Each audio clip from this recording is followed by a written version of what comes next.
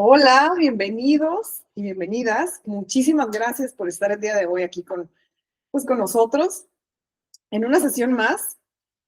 Y bueno, pues quiero felicitarlos. Antes de darles la bienvenida, quiero felicitarlas y felicitarlos porque ya estamos en la recta final de este nivel 2. Y me honra decirles que, bueno, este grupo ha sido muy significativo para este programa, debido a que hay varios interesados e interesadas en llevar a cabo este programa a las escuelas y a los grupos que se requieren. Hay muchos líderes en esta, pues en este nuevo bloque, en este nuevo grupo, en este grupo de, pues de personas interesadas en la construcción de paz. Y bueno, quiero decirles que no sé, bueno, a los que me han demostrado y me han dado a conocer su interés en este programa, déjenme decirles que no se me desesperen porque ya estamos, ahorita estamos con mucho trabajo, estamos preparando, pues ahora sí que pues la nueva implementación del programa. Les platico y les adelanto que nos vamos a expandir aquí a las comunidades latinas que están aquí en la entrada pues ahora sí que entre Tijuana y San Diego. Vamos a ir a escuelitas de por allá, ya estamos en pláticas. Y bueno, sí se requieren muchísimas personas interesadas. Quiero decirles bueno, va a haber por ahí una remuneración económica, no es muy amplia, no tengo el dato ahorita de cuánto es, pero quiero decirles que estamos arduamente trabajando en ello. Y por supuesto, bueno, que van a tener, por supuesto, el material que les comparto, se los voy a, pues, se los voy a compartir a los interesados que quieren implementar este programa. Y pues bueno, dicho esto, pues ahora sí, muy buenos días. Gracias por conectarse a un día más, hoy martes 22 de febrero. Muchas gracias. Y bueno, en punto a las 9 de la mañana, pues ya saben que estamos aquí, eh, eh, para darles a conocer una sesión más de este programa. Y bueno, en nombre de la iniciativa Whitaker para la Paz y el Desarrollo, mi nombre es Sara. Bueno, pues obviamente ya hemos tenido como mucho tiempo de conocernos, pero bueno, se los recuerdo. Y bueno, en nombre de la iniciativa WPDI, les doy la más sinérgica bienvenida. Sinérgica, recuerden, esta es la palabra favorita de los constructores de paz. ¿Por qué? Porque eso es lo que nosotros queremos provocar, esta sinergia de paz, esta sinergia de construcción de paz que vamos armando día a día. Muchas gracias porque gracias a ustedes estamos creando, estamos provocando una sinergia muy significativa. Tenemos una lista muy significativa de personas interesadas que quieren este programa en sus escuelas. Y bueno, privadas, públicas. Pero bueno, hemos tenido por ahí un pequeño, se puede decir que barrera, porque por parte del gobierno, bueno, ya saben que este programa existe y bueno, hay por ahí cierto como unas barreras burocráticas que no dejan como que avanzar con mayor precisión. Y bueno, pues ese es un tema de ahora sí que construir paz, ¿no? Y bueno, más que decir que nos pongan barreras, pues sí queremos crear esta sinergia que, bueno, les cuento que ahorita lo que se está logrando es que se están sumando muchas personas para cursos futuros y para cursos de ahorita presenciales. Y bueno, no nos estamos dando abasto en lo personal. Les cuento que, bueno, pues nada más de mi disciplina, pues nada más estoy yo. Y bueno, sí es importante que se sumen. Ya vi por ahí Jonathan que comentó que está apuntadísimo. Y bueno, gracias Jonathan, gracias a ti, gracias a todos los que me han escrito también y que están interesados en la implementación. Gracias por ello, gracias por tener la paciencia, ¿ok? Y bueno, ahora sí, ¿qué vamos a hablar el día de hoy? Primero que nada, ¿qué es lo que hemos visto? La sesión anterior, por ejemplo, vimos cómo es un proceso de mediación. Vimos cómo en teoría nos dimos cuenta que no hay dos conflictos que son iguales. ¿ok? Nos dimos cuenta que también no hay mediaciones que sean totalmente iguales. Entonces, por eso, para estar preparados para realizar una mediación exitosa, nosotros, los constructores de paz, que también somos mediadores, debemos pasar por una serie de pasos para estar preparados antes de iniciar una mediación.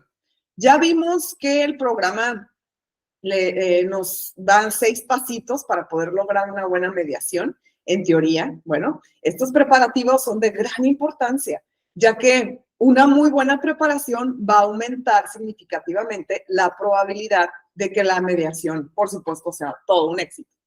Y bueno, el primer paso, vamos a recordar, de cualquier mediador es obtener el consentimiento de las partes. Recordemos que la mediación es un proceso voluntario, ¿ok? Por eso es tan importante que todos sepamos el tema de la mediación asociativa, porque es completamente voluntaria. Entre más personas sepan del tema y o se suman a ser mediadores o llegan a ti para solicitar que les hagas una mediación. Y pues bueno, esto es una profesión, totalmente está muy ligado a la psicología. De hecho, siempre hay que tener por ahí una mancuerna de alguien que sea psicólogo. Es importantísimo. Y bueno, recordemos también que los mediadores debemos de ser conscientes de que las mediaciones nunca son lineales y bueno, es posible que nos enfrentemos a situaciones inesperadas. Los mediadores debemos de tener un plan para muchos escenarios diferentes, permanecer también totalmente flexibles y adaptarnos a las circunstancias que van, por supuesto, cambiando. Y bueno, si bien nosotros los mediadores, los constructores de paz, debemos ser flexibles, tener esta flexibilidad, ¿para qué? Para guiar, ¿no? Para guiar en un proceso de mediación, para fluir, ¿no? Y bueno, también es importantísimo que al guiar una mediación, los mediadores se adhieran a 2 principios básicos. Recordemos esto. La imparcialidad, totalmente, y la inclusión. ¿Ok? Cada proceso de mediación es totalmente auténtico, único. Y en general, bueno, este proceso se debe adaptar a lo que funciona mejor para el conflicto en particular que estamos tratando de resolver. Es útil también identificar algunas fases generales que siguen la mayoría de los mediadores. Acuérdense, por favor, si no han visto la sesión anterior, no se preocupen, aquí les estoy dando un resumen de ello, ¿ok? Y bueno, primero que nada, ¿qué hay que hacer? Bueno, ya llegan a ti, tú eres un mediador, una mediadora, constructora de paz, ya con todos los temas súper teóricos y también prácticos, ya en el campo ya te desenvolviste, ya tienes experiencia. Y bueno, la experiencia en campo durante una mediación, bueno, es importante saber que existen 6 pasos que son prácticos, ¿no? Que son totalmente prácticos. Número 1, llegan a ti, estas personas quieren mediar, ¿y qué es lo que sucede? Pues primero das una introducción, por supuesto, que es cuando describimos el proceso a las personas que están en conflicto, preparamos el escenario para, obviamente, tener como la visión de que vamos a tener negociaciones exitosas. El mediador o la mediadora, en este punto de la introducción, explicamos que las partes van a trabajar juntas hacia el objetivo de un acuerdo mutuamente aceptable. Recuerden que las personas que llegan a ti, que están en conflicto y que las vas a mediar, recuerda que es ya un paso seguido al éxito porque estas personas llegaron a ti con esta visión de que quieren solucionar el conflicto, no saben cómo. Y bueno, por medio del diálogo y por medio de todo lo que hemos visto, por medio de identificar todas estas necesidades que tenemos reprimidas y que por lo regular salen a flote cuando hay un conflicto, es importante tener todos estos temas que hemos visto, tenerlos en cuenta, ¿ok? Y también recordar que la mediación que estamos promoviendo no es mediación, la mediación clásica o la mediación Harvard o la mediación la que existe actualmente. Estamos ahorita enfocados en la mediación asociativa, que es la que trabaja los valores intrínsecos del ser humano. Recuérdalo, nada más estamos recordándolo, ¿ok? Después de la introducción, que mencionas la mediación asociativa, dices que, bueno, cuáles son las reglas, ¿no? También es importante decir que cuando las personas se pongan a dar su parte, o sea, den a conocer su versión de los hechos, es importante que el mediador tenga en cuenta que durante la introducción, hay que decir que si la persona se pone agresiva o se pone, pues de cierta manera, empieza a hablar con groserías, bueno, pues el mediador tiene absolutamente toda la facultad de poderles decir que la primera vez que estas personas se pongan así, groseros o groseras, pues bueno, se acaba la mediación. Es importante el respeto, sobre todo, ¿ok? Porque por lo regular, cuando te están dando un relato de cualquiera de las partes que están en conflicto, van a salir estas emociones destructivas. Entonces, es importante decir que se tienen que calmar, ¿no? Por eso también, durante una mediación, por ejemplo, yo siempre inicio con una meditación, ¿no? Empezamos obviamente les doy la introducción y les digo que, bueno, que la meditación es un ejercicio que nos ayuda a calmar nuestras emociones. ¿Para qué? Para que esto pueda fluir de una mejor manera, ¿no? Fluir de una manera pacífica. Porque de otra manera, bueno, pues las emociones destructivas van a salir a flor de piel. Entonces, es importante tener ejercicios de respiración con las partes en conflicto para poder llegar a la resolución de los conflictos.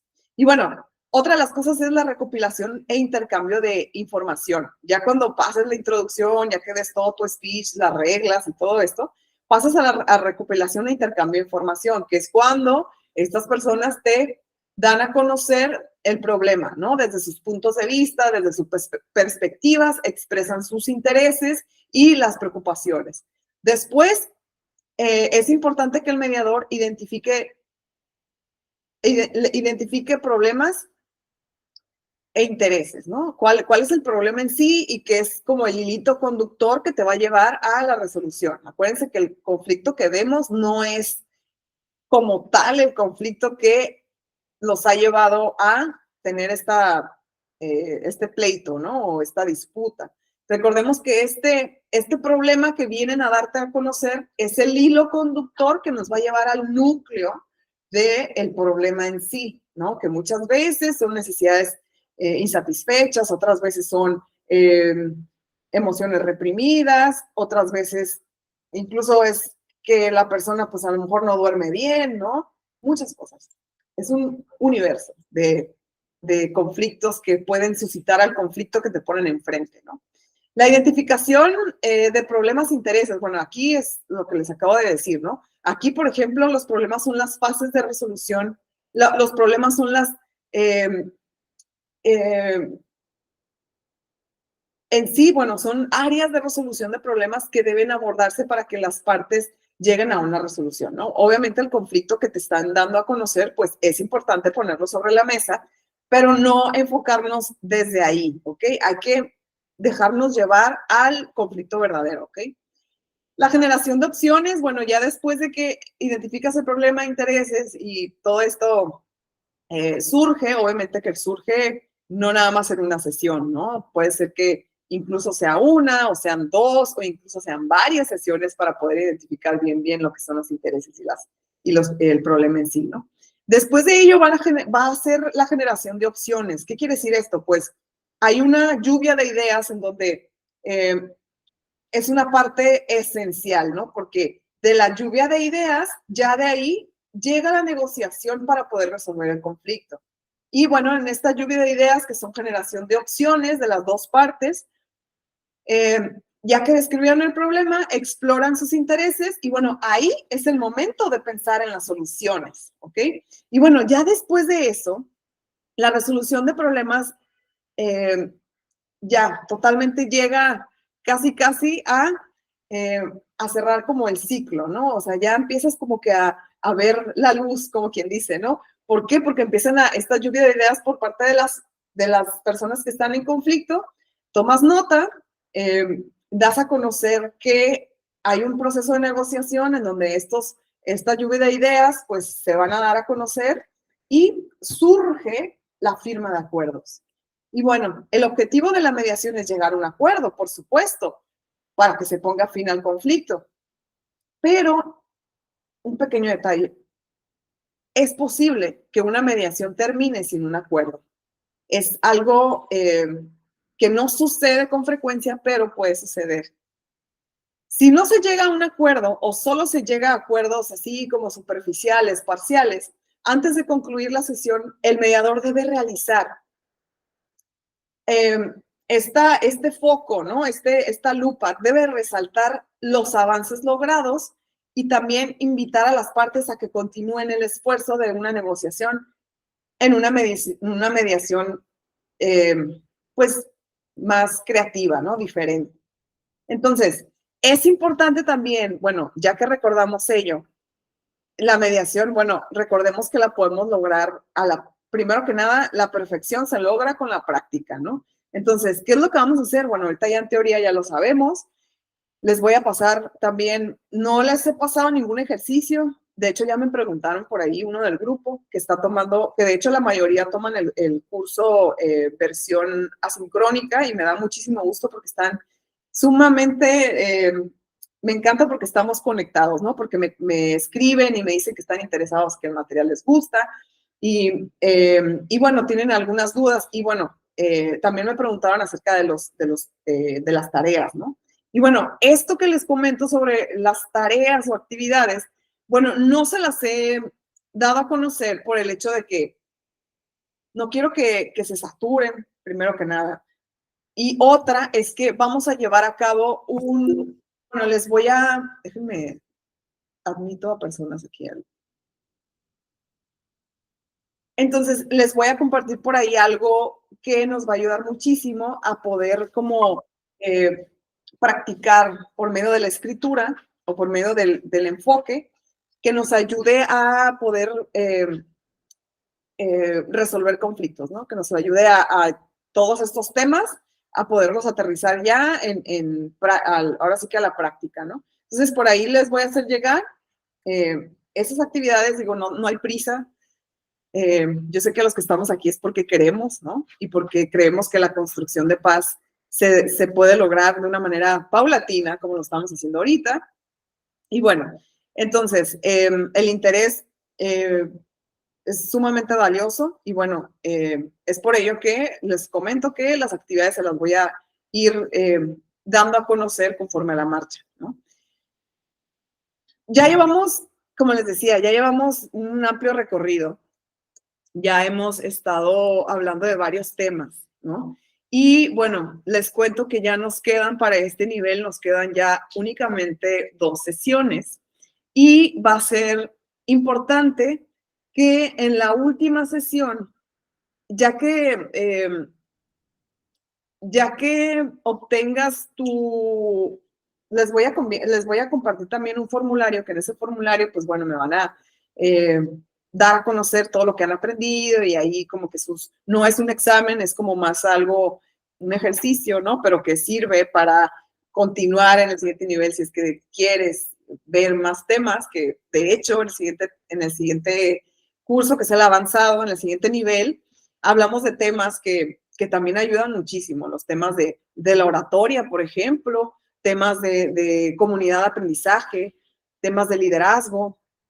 Entonces, es importante también incluir el diálogo, porque también invito a personas, bueno, en todos estos niveles me enfoqué más en lo teórico, pero sí me gustaría invitar eh, a personas desde otra perspectiva, como lo hizo Martín, como lo hizo en su momento también esta chica. Bueno, varias personas lo han hecho porque me han ayudado a nutrir el programa desde otras perspectivas. Y bueno, pueden ustedes ver los diálogos que se han grabado, que son súper interesantes, que han sido grabados, por ejemplo, de Alejandro Nató, que Alejandro Nató es un gurú de la mediación, él es de Argentina, él me dio un módulo en la especialidad y de verdad que yo lo súper recomiendo. Él es una persona súper ocupada y bueno, se hizo un espacio, hicimos un diálogo y la verdad que estuvo bien padre. Y se los comparto porque, bueno, está público ahí en WPDI Tijuana en YouTube, lo pueden ustedes ver. Y bueno, eso es lo que quiero hacer en el siguiente nivel, lo quiero hacer más dinámico. Digo, obviamente esto es totalmente teórico, pero también tenemos que encontrar también estas otras perspectivas que puedan sumar, ¿ok? Y bueno, ya, ahora sí, vamos a ver qué tenemos el día de hoy. En esta sesión nos vamos a enfocar en la justicia restaurativa y los derechos humanos. Vamos a hablar así a grandes rasgos, en esencia, sobre los derechos humanos. Sabemos perfectamente que ya vimos este tema en el básico, en el nivel anterior, y nos dimos cuenta que hay muchas personas que no saben ni siquiera poder dar a conocer el significado de los derechos humanos, ¿no? Los derechos humanos es un tema sumamente complejo, pero también es fascinante a la vez que la gente ha estudiado sobre este tema durante muchísimos años, ¿no? Y bueno, los derechos humanos sabemos perfectamente que son libertades y protecciones que pertenecen absolutamente a todos los seres humanos desde que nacemos hasta que morimos, ¿ok? Toda persona goza de estos derechos de manera independiente a su edad, a la raza, al sexo, a la nacionalidad o a cualquier otra índole, a cualquier otra condición.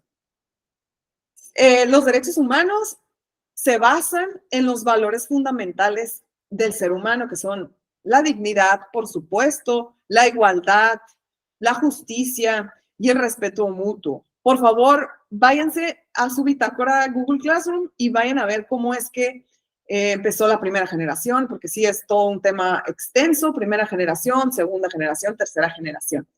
Y bueno, es muy importante también dar a conocerles cómo es el marco general, ¿no?, de los derechos humanos. Y luego centrarnos en las implicaciones prácticas de algunos derechos humanos que son especialmente relevantes para la vida de los participantes y la resolución de conflictos en este caso, ¿no? Y bueno, los participantes van a ver cómo los derechos humanos tienen implicaciones inmediatas y concretas, por supuesto, para su vida cotidiana, no como un tema teórico abstracto, ¿no? En sí, en prácticas y en campo. Y bueno, en esencia, los derechos humanos consisten en ser tratados con dignidad y tratar a los demás con dignidad. O sea, dando y dando. Yo te trato con dignidad, me tratas con dignidad. También se trata de proteger las libertades básicas que nos permiten a cada uno de nosotros a vivir la vida que queremos vivir, ¿no? Es importante también destacar que los derechos humanos se sustentan en 4 pilares esenciales, que son unas palabras que están medias, como tardé muchísimo en aprendérmelas, pero bueno, son 4, ¿no? Y son los derechos humanos que son universales, por supuesto, que quiere decir que todos los seres humanos, sin importar dónde estemos ni quiénes seamos, todos tenemos derechos humanos, ¿no? Por eso son universales, ¿no? También decimos que los derechos humanos son inalienables. Inalienables. ¿Por qué? Porque no nos pueden quitar, no nos pueden ser arrebatados, no podemos renunciar a ellos, ni siquiera los podemos comprar, obviamente, ni podemos hacer tranza, ni los podemos vender, ni siquiera por quien los disfruta. Esto es imposible, ¿no? También, los derechos humanos son indivisibles, lo que significa que todos tenemos la misma todos tienen la misma importancia, ¿no? Y si no podemos disfrutar de uno, eso afecta nuestro disfrute del otro, por eso son indivisibles. Y también son interdependientes, lo que significa esto, que son interdependientes, es que todos están interconectados, ¿ok? Y la realización de un derecho ayuda a la realización de todos los demás derechos, ¿ok?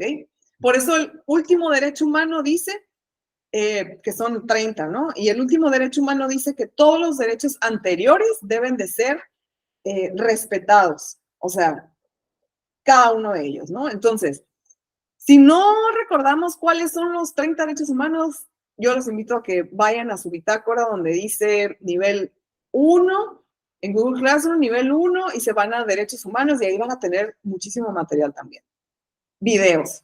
Y bueno, los derechos humanos están reconocidos en muchos tratados internacionales de derechos humanos, obviamente, ¿no? Esto es importante porque a veces dicen, ay, pero ¿para qué sirven la Declaración Universal de los Derechos Humanos y la pobreza, si esto, si el otro? Pero déjenme decirles que sí sirve.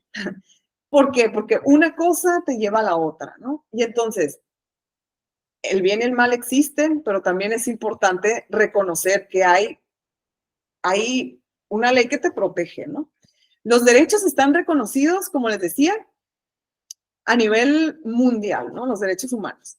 Y hay documentos internacionales que contienen listas en todos los derechos humanos y los gobiernos están obligados a respetarlos y, por supuesto, a protegerlos. Por eso están en el gobierno. En el centro de todos los tratados internacionales de derechos humanos se encuentra, por ejemplo, lo que les decía, ¿no? Que es la Biblia, como quien dice, la Biblia de los católicos, bueno, la de los constructores de paz, que es la Declaración Universal de los Derechos Humanos, ¿no? Este documento fue adoptado por la Asamblea General de las Naciones Unidas en 1948 y sentó las bases del sistema internacional de derechos humanos. Por eso les digo, es importante también que por escrito estas personas se hayan juntado con poderes pues en aquel entonces, ¿no? En el que se le llamaba gobierno, se podría decir. Y bueno, se juntaron varios países, bueno, a nivel mundial y hicieron esta declaración, la Declaración Universal de los Derechos Humanos. Y bueno, a raíz de esto, por eso les digo, es importante, a raíz de ello se han adoptado muchos otros tratados internacionales de derechos humanos. Por ejemplo, ¿no? ¿Cuáles tenemos? Los tratados internacionales, por ejemplo, para proteger los derechos civiles y los derechos políticos. Creo que hay uno que se llama, bueno, más bien para ello está el Pacto Internacional de Derechos Civiles y Políticos. También los derechos económicos, sociales y culturales. El Pacto Internacional de Derechos Económicos, Sociales y Culturales, los derechos de las mujeres, que es la Convención sobre Eliminación de todas las formas de discriminación contra la mujer, y los derechos del niño también, que es la Convención sobre los Derechos del Niño, por supuesto. Y bueno, esto es por mencionar algunos, ¿no? La lista de tratados y los derechos que protegen están en continua evolución para mejorar la protección y cobertura de los derechos humanos, ¿ok?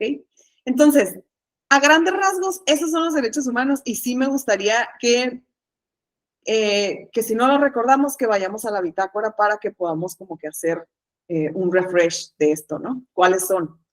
Y bueno, ahora, ¿qué es la justicia restaurativa? Es importante que nosotros ya estamos en este tema de la construcción de paz. Es importante reconocer que existe la justicia restaurativa, ¿no? ¿Qué es la justicia restaurativa? Busca cambiar la visión predominante sobre las víctimas y los delincuentes que han sido fundamentalmente para la resolución de conflictos. Es sumamente noble la justicia restaurativa. ¿Por qué? Porque no nada más ayuda a las víctimas, también ayuda a una comunidad entera que está dañada, ¿no? Y bueno, un objetivo central de la justicia restaurativa es restablecer las relaciones no solo entre las víctimas y los agresores, sino también entre comunidades enteras que han sido afectadas por el conflicto y la violencia. Y bueno, de esta forma, la justicia restaurativa tiene un fuerte enfoque comunitario, ya que amplía, como les decía, el foco de análisis para abarcar no solo a las partes directamente que están afectadas por el conflicto, sino toda la comunidad. Por eso les decía, la justicia restaurativa es sumamente noble y bondadosa, porque no nomás ayuda a estas personas que están en conflicto, no nada más las ayuda a ellas, también ayuda a toda una comunidad. ¿Okay? La justicia restaurativa entiende el conflicto, la violencia y el crimen como situaciones que no solo involucran a individuos particulares, sino que afectan a toda la comunidad. El enfoque para solucionar los daños, por ejemplo, y los problemas causados por estas acciones.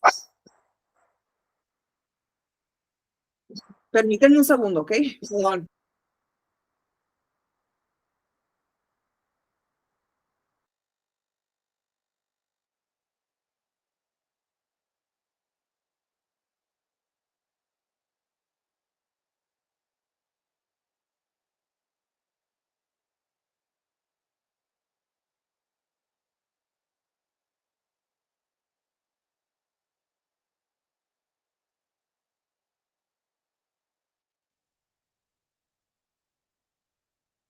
Una disculpa.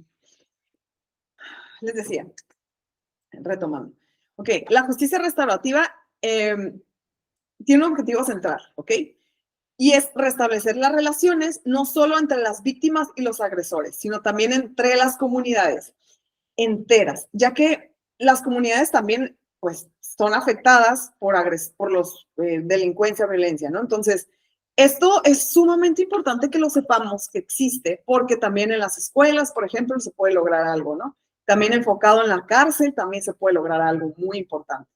Entonces, la justicia restaurativa tiene un fuerte enfoque comunitario, amplía el foco del análisis, como les decía, para abarcar no solo a las partes que están en conflicto, sino a toda una comunidad. Por eso me parece sumamente interesante esto, ¿no? Y va muy ligado, obviamente, a la mediación.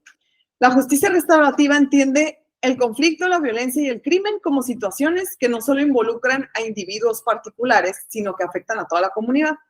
El enfoque para solucionar los daños y los problemas causados por estas acciones no puede centrarse exclusivamente en los individuos. Bajo este punto de vista, cuando el conflicto, la violencia o el crimen afectan el equilibrio de una comunidad, corresponde a la comunidad entera restaurar ese equilibrio dañado. Entonces, la respuesta de la comunidad no debe ser señalar ni sancionar individuos específicos por sus acciones, sino involucrarse en un proceso complejo de reconocimiento de la ilicitud del hecho y la reintegración a la comunidad del individuo que cometió el hecho. Yo sé que es difícil entender cómo es que un delincuente lo vas a volver a aceptar, ¿no? Pero creo que es importante saber que la gestión, o sea, más bien, el aporte que podemos dar nosotros como constructores de paz no es tanto que esta persona, pues obviamente la que sale de la cárcel y regresa a una comunidad afectada, por ejemplo, que la comunidad no quiere, ¿no? No quiere que estén estas personas ahí. Entonces, si se hace un trabajo de justicia restaurativa con mediación asociativa en la cárcel, por ejemplo, esta persona ya no sale a delinquir. Entonces, por eso es importante darle un seguimiento. Yo sé que a veces el seguimiento pues cuesta, ¿no? Cuesta energía del ser humano, del mediador en este caso, economía también, ¿por qué no?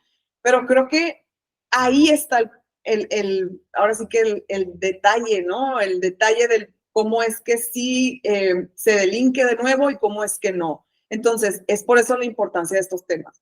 Les decía que si esto se lleva a la cárcel, con una persona que se logre, ya es ahora sí que un gran avance, ¿no? Y bueno, este proceso de involucrar a la víctima, al agresor y a la comunidad en general es sumamente ahora sí que la diferencia, ¿no? Y bueno, a diferencia de los modelos predominantes donde el conflicto, la violencia y el crimen son vistos como situaciones que deben tener consecuencias específicas, la justicia restaurativa traslada el foco de las consecuencias de las acciones a los procesos que pueden restaurar el equilibrio perdido en la comunidad. Aparte, bueno, además, en lugar de atribuir consecuencias fijas al conflicto, la violencia y el crimen, la justicia restaurativa trata de prestarle atención a lo que la víctima de esa acción siente que repararía el daño y restauraría el equilibrio perdido. Entonces, es importante que nos pongamos pilas en esto y podamos entenderlo con mayor precisión a la práctica, porque en teoría se pueden decir muchas cosas, puedes decir, sí, claro, la comprensión, la empatía de la víctima, ¿no? Es importante, pero también creo que el trabajo meticuloso que debe de hacer un constructor de paz, es por eso que la paciencia debe de estar ahí, ¿no? Porque yo sé que es un trabajo arduo, o sea, es de con preguntas hacerle entender a la víctima durante un proceso de mediación, obviamente, que esta persona se responda para que pueda entender el meollo del asunto, ¿no? O sea, el conflicto en sí del que está cometiendo el error esta persona, ¿no? Y bueno, entonces, vamos a ver este video para tener como una noción más amplia acerca de la justicia restaurativa.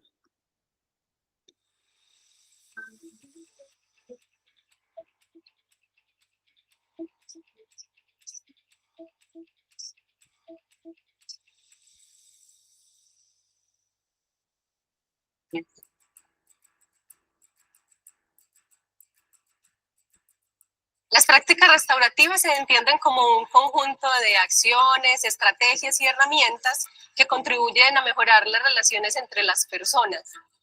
Además, en aquellos casos en que las relaciones se encuentren deterioradas, la idea es que contribuyan también a su restablecimiento o su sanación.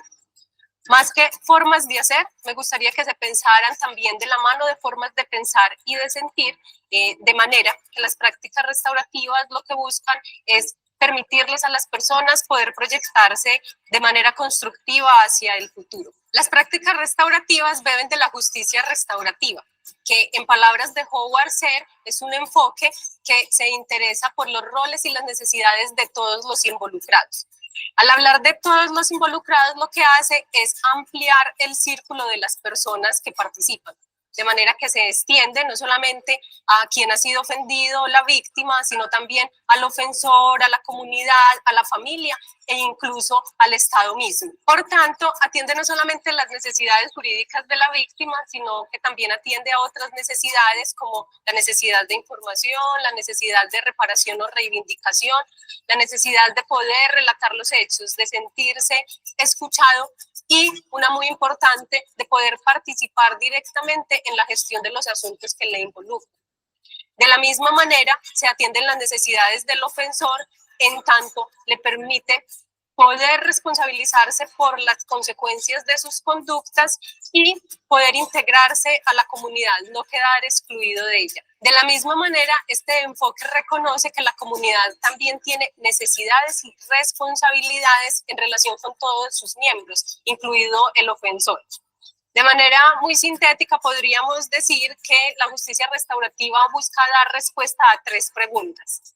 ¿Quién ha sido dañado? ¿Cuáles son sus necesidades? ¿Y quiénes tienen responsabilidades en ello? Finalmente, hay que señalar que la diferencia entre prácticas y justicia restaurativa es que las primeras no solamente tienen un enfoque reactivo, como lo hace la justicia, responder posterior a la violencia, sino que también tienen un enfoque preventivo y proactivo, lo que hace que pueda extenderse su aplicación. De manera general, las prácticas restaurativas pueden aplicarse para atender las múltiples violencias que se presentan en los espacios educativos.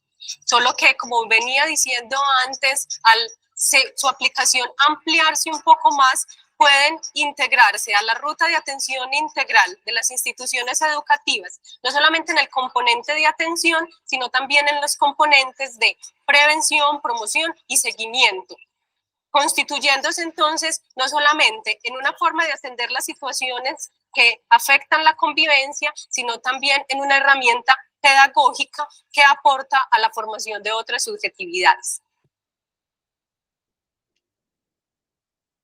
En consonancia con lo anterior y atendiendo a la naturaleza de las prácticas restaurativas, el objetivo fundamental de estas es contribuir a la construcción de comunidad, en la medida en que permiten fortalecer las relaciones interpersonales y restablecer aquellas que se encuentren deterioradas. Dado que para que las personas se involucren en la gestión de los conflictos, se necesita que se comprometan también desde el sentir, el pensar y el hacer. Y en la búsqueda de soluciones creativas, las prácticas restaurativas no solamente están aportando a la construcción de una cultura de paz, sino que también estarían permitiendo la emergencia de unas subjetividades que realmente le apuesten a la convivencia pacífica. La mediación puede entenderse como una forma de abordar los conflictos desde un enfoque de justicia consensual, es decir, ese en el que las mismas partes construyen una solución justa a sus intereses y sus necesidades. La mayoría de los conflictos entrañan violencia, unas veces violencias directas, pero quizás la mayoría, si no todas las veces, violencias que son estructurales y violencias simbólicas. Es en esta parte en el que la justicia restaurativa empieza a aportar o a ir de la mano de la mediación de los conflictos, en tanto, considero yo, toda mediación de conflicto debería abordarse desde un enfoque restaurativo. Si lo hacemos de esta manera, no solamente estaríamos consiguiendo transformar la relación y reparar los daños causados al interior del proceso que ha tomado el conflicto, sino que también permitiríamos la construcción de otros significados, de otras representaciones, de otros sentidos que realmente nos permitan construir relaciones por fuera de la marginalización y la opresión.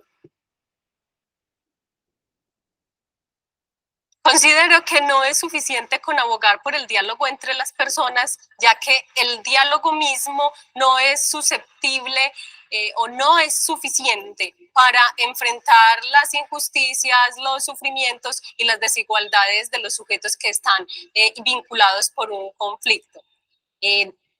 Por ello, entonces me gustaría poner de presente que este tipo de enfoque tiene que rescatar o tiene que luchar por la búsqueda de nuevos significados, nuevos sentidos que realmente nos permitan construir un marco ético y político transformador de relaciones.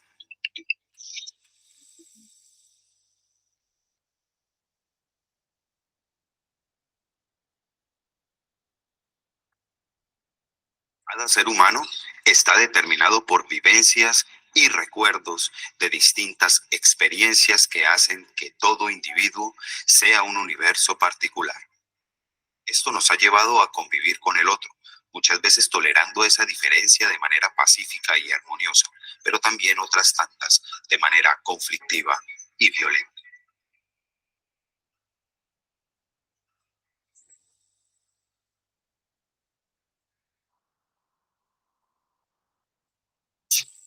Que nos complicaron las cosas y pues necesitamos enfrentarnos con motivarse en cuáles sería yo recibir el impacto de derecho.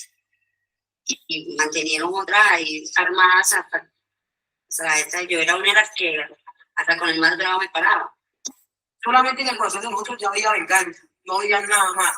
Perdimos el año, ya no nos importaba, nosotros nos volvimos rebeldes, nos volvimos groseras, ya no respetábamos a nadie. Estábamos dándonos balas cuando nosotros alambraban eso. Luego cuando volví a ver esta rana que estaba en el suelo. Entonces me tocó meter un tiro en la pierna a él y a salir huyendo del barrio donde vivíamos. Fue uno de los que empezó con la frontera invisible dominicana. Decía, pues, pocos, pero, o sea, para mí eran muchos, hurtos. Si nosotros vamos a comprar un arma, la noche no se va a quedar así.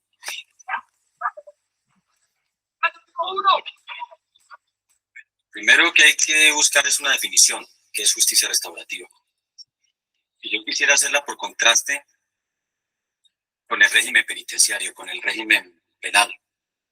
El modelo penitenciario es una superación muy civilizada de modelos anteriores de hacer justicia, en los cuales los tormentos públicos Eran mecanismos muy eficaces que tenía el Estado para imponer a través de la vía del terror, el miedo, a romper la ley. Cuando ocurre la Revolución Francesa, cuando se consolidan las ideas acerca de un Estado moderno, nace el régimen penitenciario, y ese régimen penitenciario era mucho más civilizado que estas torturas y que estas muertes, porque entonces volvía el asunto de la justicia un asunto racional, de equivalencias, al tamaño del delito, el tamaño de la pena. Otorgó incluso derechos a los reos, a su defensa, a un juicio, a unas condiciones mínimas de la reclusión en las cárceles. Reemplaza el castigo del sufrimiento físico en el cuerpo por un sufrimiento en el tiempo, un sufrimiento que sería entonces en el alma. El modelo que conocemos como justicia retributiva y su régimen penal no ha sido plenamente exitoso. Sus propósitos de disminuir el delito mediante el temor al castigo y lograr la rehabilitación del delincuente con el recurso del encierro no se han cumplido.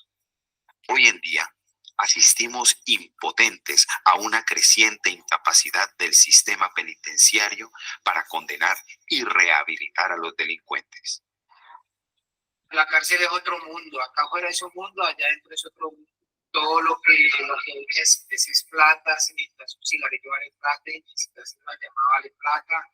Si vos decís que el sábado o el domingo pagás, ese día tenés que pagar, porque el día llega y no pagas, pues te puede pasar algo.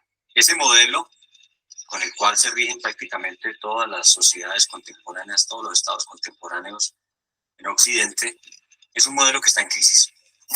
Inhumanas y degradantes son las condiciones en las que viven los prisioneros en las cárceles de Colombia debido al hacinamiento. La gente no sale rehabilitada de la cárcel. La cárcel, decía el arzobispo del Montuto, es la mejor manera de hacer a alguien malo peor. La cárcel debería ser un modelo que aísle, digamos, a los delincuentes muy peligrosos, pero otra gran gama de delitos deberían de tener un tratamiento distinto, porque la cárcel no está sirviendo ni para rehabilitar, no está sirviendo realmente para transformar la sociedad y se está convirtiendo en un estigma. Una persona que sale de la cárcel no puede ingresar a las redes de la economía legal porque ya no le dan trabajo, porque ya lleva el estigma en la frente de ser un expresidiario. Las únicas redes que le quedan son aquellas de la delincuencia, aquellas de la ilegalidad donde ya había probablemente estado. Colombia tiene una población carcelaria de más de 116.000 reos, con un costo cercano de 2 millones de pesos mensuales, cada uno de ellos. Viven en condiciones de hacinamiento, en condiciones en muchos casos violatorias de sus derechos fundamentales. Son condiciones infrahumanas, están tirados en los pasillos, existen dificultades frente al manejo que existe. Los costos son excesivos y los resultados exiguos. Hay que pensar en otra manera de hacer justicia. Yo no digo que esta sea una panacea ni la única alternativa, pero creo que la justicia restaurativa es una visión con muchas posibilidades. La justicia restaurativa se centra en restituir los derechos de la víctima y darle una oportunidad de rehabilitación al ofensor. Y es una apuesta que tiene posibilidades de rehabilitar socialmente, psicológicamente al delincuente. Justicia restaurativa, dicen los niños. ¿Y eso qué es? Nosotros aprendemos a manejar los conflictos sin pelear. Niños de 8 a 10 años. ¿Qué es la justicia restaurativa? Es ayudarle a la persona a que todos y todas, en cualquier momento, cometemos errores, hacemos infracciones menores que nos separan de la comunidad. Este modelo de justicia abre muchísimas posibilidades, no es un modelo cerrado, no hay un ABC para llevar a cabo ese proceso de justicia restaurativa. El solo diálogo entre las personas puede ser suficiente para hacer una restauración. El solo pedimiento de perdón sincero y acompañado de la intención clara de no volver a repetir el hecho puede ser suficiente, como habrá también situaciones que exigen, digamos, una mayor intervención, otro tipo de actos de mayor trascendencia, de carácter simbólico, permanentes, etc. yo era muy callejera, pues, muy callejero, muy conflictivo, por estar con alucinógenos, estar con armas, juntos. Mi manera de reaccionar era diciendo malas palabras, queriendo pelear y todo lo quería resolver. La justicia restaurativa tiene una historia, una tradición muy interesante. Parece que en el cristianismo primitivo se encuentran modelos de justicia restaurativa. Parece que las sociedades tradicionales indígenas tienen modelos en los cuales el eje es la restauración y la reparación, antes que el castigo del victimario, antes que el castigo del ofensor. ¿Cómo se da la formalización de la justicia? ¿Qué es eso del derecho propio? ¿Por qué, digamos, hay un derecho mayor que se relaciona también con un elemento restaurativo? Porque para los indígenas el derecho también es una forma de medicina. Es un modelo centrado en la mediación entre la víctima y el ofensor. Esa mediación está a cargo de un profesional experto. Tiene un preencuentro donde se trabaja separadamente con la víctima y con el ofensor, para que tengan oportunidades de dar las razones por las cuales se han involucrado en el conflicto, para pensarse lo que ha ocurrido, y luego de eso, un encuentro donde se negocia un acuerdo restaurativo, reparativo, entre la víctima y el ofensor. Yo creo que el propósito de la justicia restaurativa tiene que buscar como objetivo la empatía. La empatía nace de una identificación con el otro, y la violencia nace de una ausencia de identificación con el otro. Alguien puede violentar a otro porque no lo consideras igual, porque no lo considera ni siquiera un ser humano, porque se siente con derecho a pasarle por encima. Pero cuando logra, a través del diálogo, a través de mirarse a los ojos, comprender que el otro tiene humanidad, que el otro también es un ser humano, que el otro también tiene sentimientos, emociones, que también sufre, esa identidad, ese lazo es lo que denominamos una identificación empática. Cuando alguien que ha cometido un error, que ha violentado a otro, que ha violado un derecho, logra sentir esa empatía, esa compasión por el otro, yo creo que eso es lo principal de un proceso restaurativo. Ese es el modelo, digamos, clásico de la mediación víctima-ofensor. Pero hay modelos comunitarios, hay grupos circulares, donde, por ejemplo, los jóvenes de un colegio, de un salón, se reúnen en círculos, se turnan la palabra, hablan de los problemas que les aquejan como grupo, y de esa manera logran construir perspectivas restaurativas.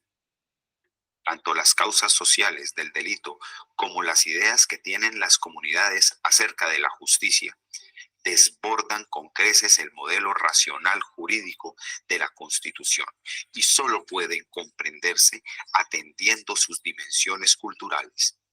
Es aquí donde hay una significativa ventaja del modelo de justicia restaurativa, que, como hemos dicho, solo logra sus propósitos una vez ha modificado las relaciones sociales injustas que han dado origen al delito. Vendaval quiero ser, furia emergiendo de mi ser, volcán activo, flor que brota, semilla germinando, raíz que rompe entre piedras hasta encontrar el agua subterránea. No me dejen aquí, en mis desilusiones, que tengo que entregar todo mi amor en canciones, en los amaneceres, al río, a los campos, como rocío llegar hasta la savia, invadir toda vida y estar sobre los pastos.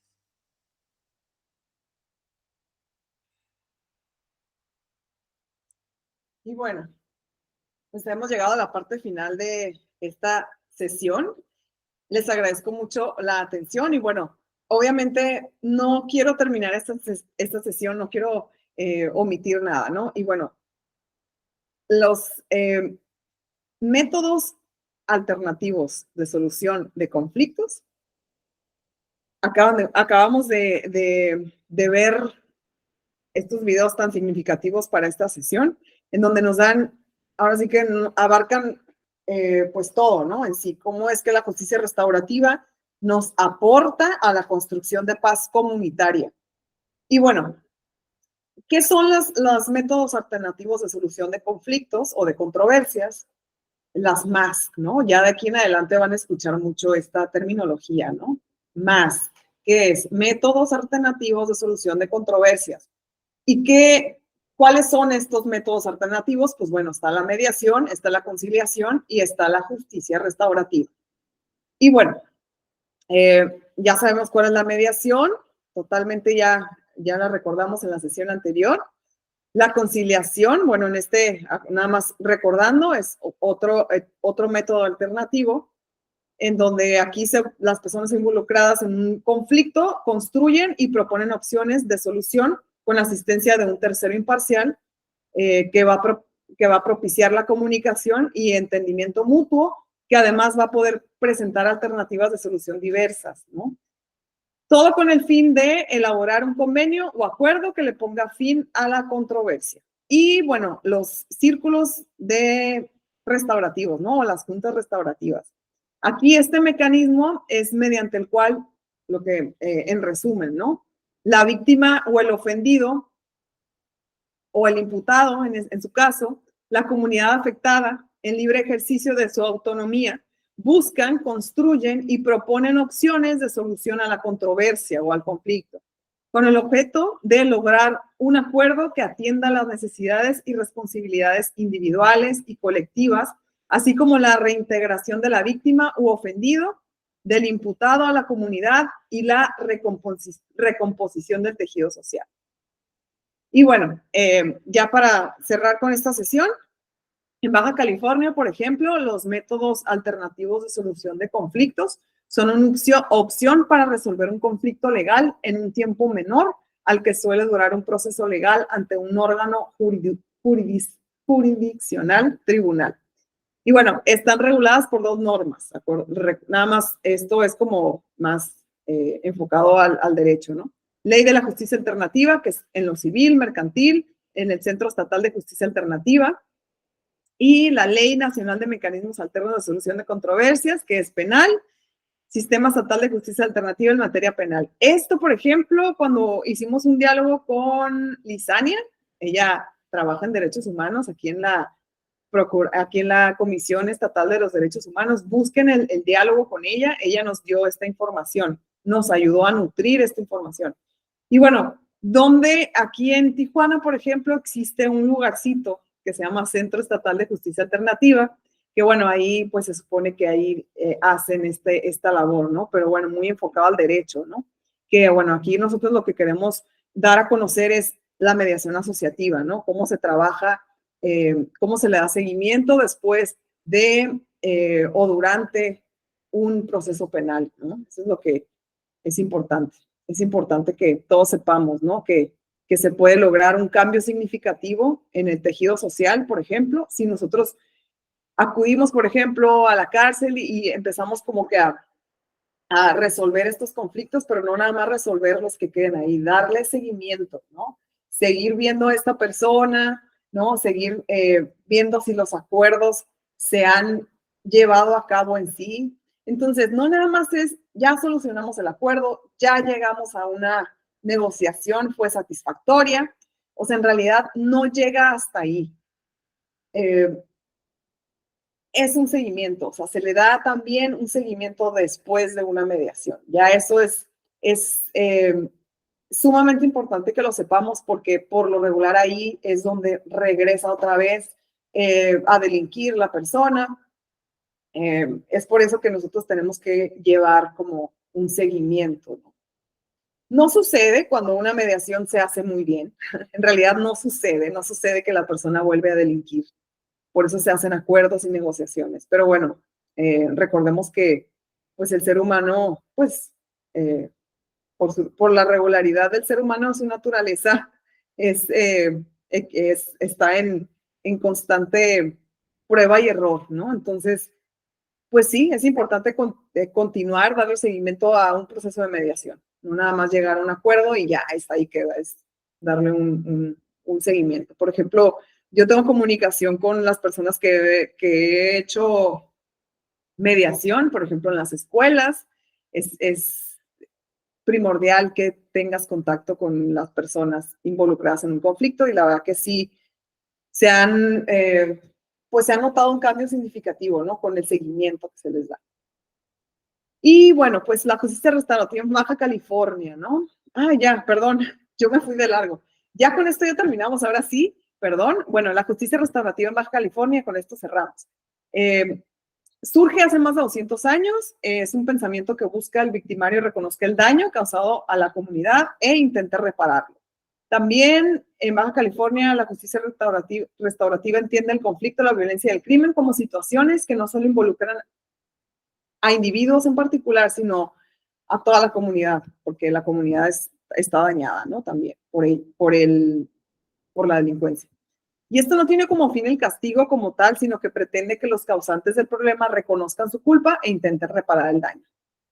Y bueno, pues ya se los dije, yo creo que en sí, todo lo que les tenía que decir en esta sesión. Y bueno, es importante, bueno, concluir que la implementación de la justicia restaurativa en los conflictos vecinales, por ejemplo, generaría que de una manera constructiva los vecinos reconozcan que existe un conflicto, asumirlo con responsabilidad. Con esto concluyo. ¿Por qué? La palabra responsabilidad, conocer sus derechos, ver alternativas para dañar el daño causado, pero además se puede obtener como resultado la comprensión de la situación, la reconciliación y el perdón visto como un sentimiento genuino de compasión. Con esto terminamos. Ya no hay nada más que decir al respecto, más que todo lo que te he dicho. Te pido de favor que reflexionemos. La justicia restaurativa, pregúntate, ¿construye realmente paz? Hace un momento yo te dije, con esto concluimos. ¿Por qué? Porque para mí el tema de la construcción de paz es un tema de responsabilidad del individuo. Es un tema de hacerse responsable cada uno de nosotros de nuestra paz interior. Trabajar para poder lograr esta paz que queremos ver. No va a llegar por sí sola. No va a llegar un Dios y te va a decir, aquí está tu paz. No va a llegar algo externo y te va a decir, si llega es algo que no es algo sustentable.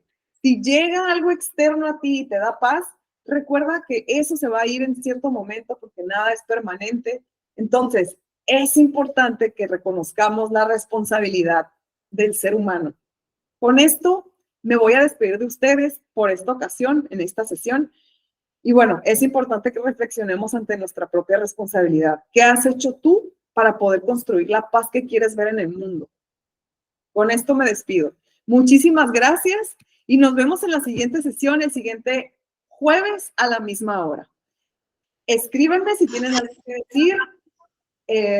Voy a estar para ustedes cuando ustedes quieran, ¿ok? Escríbanme, díganme ahorita si tienen algo que decir. Adelante. Y bueno, seguimos conectados. Muchas gracias. Gracias a ustedes. Les mando un abrazo gigante. Y bueno, pues. Muchas gracias, Sara. Saludos, equipo. Bonito día. Gracias. Gracias. Un abrazo y nos vemos el siguiente jueves.